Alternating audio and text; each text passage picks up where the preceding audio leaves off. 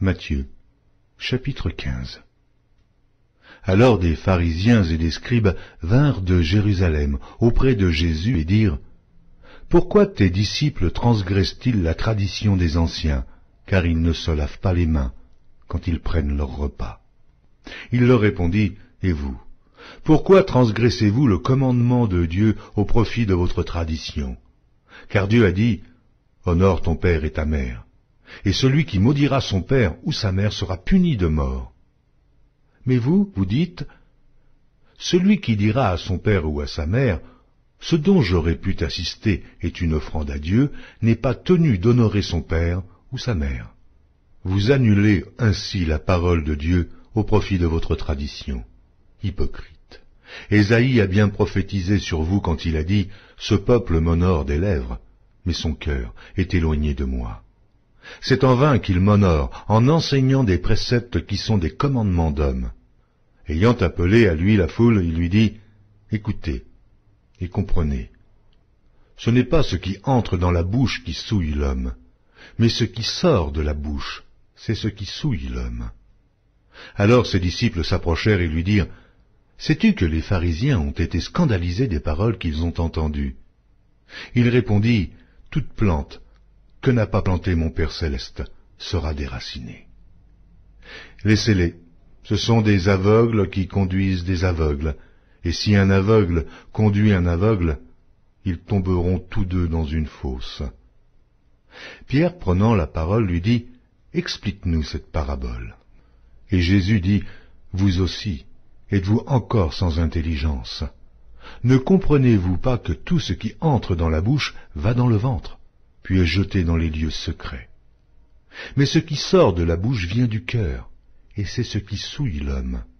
Car c'est du cœur que viennent les mauvaises pensées, les meurtres, les adultères, les impudicités, les vols, les faux témoignages, les calomnies.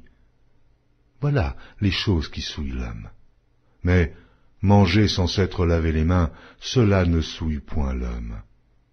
Jésus, étant parti de là, se retira dans le territoire de Tyr et de Sidon. Et voici, une femme cananéenne qui venait de ces contrées lui cria : Aie pitié de moi, Seigneur, fils de David. Ma fille est cruellement tourmentée par le démon. Il ne lui répondit pas un mot, et ses disciples s'approchèrent et lui dirent avec insistance : Renvoie-la, car elle crie derrière nous. Il répondit : Je n'ai été envoyé qu'aux brebis perdues de la maison d'Israël. Mais elle vint se prosterner devant lui, disant : Seigneur, secours-moi. Il répondit : Il n'est pas bien de prendre le pain des enfants et de le jeter aux petits chiens. Oui, Seigneur, dit-elle, mais les petits chiens mangent les miettes qui tombent de la table de leur maître. Alors Jésus lui dit : Femme, ta foi est grande, qu'il te soit fait comme tu veux. Et à l'heure même, sa fille fut guérie. Jésus quitta ces lieux et vint près de la mer de Galilée. Étant monté sur la montagne, il s'y assit. Alors s'approcha de lui une grande foule, ayant avec elle des boiteux, des aveugles, des muets, des estropiés et beaucoup d'autres malades. On les mit à ses pieds, et il les guérit, en sorte que la foule était dans l'admiration de voir que les muets parlaient, que les estropiés étaient guéris, que les boiteux marchaient, que les aveugles voyaient, et elle glorifiait le Dieu d'Israël. Jésus, ayant appelé ses disciples, dit : Je suis ému de compassion pour cette foule, car voilà 3 jours qu'ils sont près de moi, et ils n'ont rien à manger. Je ne veux pas les renvoyer à jeun, de peur que les forces ne leur manquent en chemin. Les disciples lui dirent : Comment nous procurer dans ce lieu désert assez de pain pour rassasier une si grande foule? Jésus leur demanda : Combien avez-vous de pain? 7, répondirent-ils, et quelques petits poissons.